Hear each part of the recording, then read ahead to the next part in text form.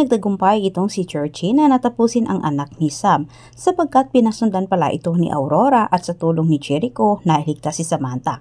Samantala, kailangan naman ni Barbara na magpapanggap sa harap ni Aurora upang sa ganitong paraan ay hindi umano maamoy ni Aurora na siya'y may masamang binabalak. At higit sa lahat, siya ang naglaglag nito kay Samantha.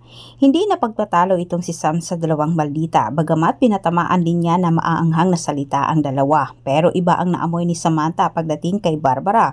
Labag sa loob ni Barbara na pakitaan ng hindi masama itong si Sam sapagkat kinakailangan umano niya itong gawin para isipin umano ni Aurora na siya'y kakampi nito.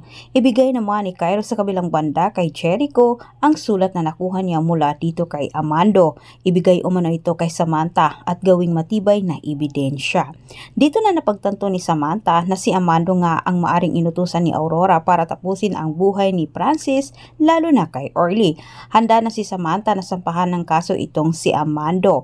Ito ang sabi ni Royales. Sumailalim naman sa investigasyon itong si Amando, pero sa kabilang banda, nagkasalubong naman si Mercy at Barbara sa bahay ni Aurora. Ngunit puro panlalait ang lumalabas sa bibig ni Barbara. Kahit hindi nakapagtimpi itong si Mercy ay pinatikim din niya itong si Barbara ng malakas ang tampal.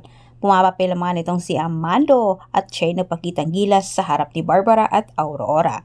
Ngunit sa putong ito ay nakakuha din ng pagkakataon itong si Barbara dahil sa lumalabas sa bibig ni Mercy. Tungkol ito sa kayang gawin umano ni Amando para kay Aurora. Ito napaisip itong si Barbara na maaring si Amando umano ang gumawa sa paratang ni Samantha dito kay Aurora. Maraming salamat sa panunood at antabayanan po niyo ang susunod kong update.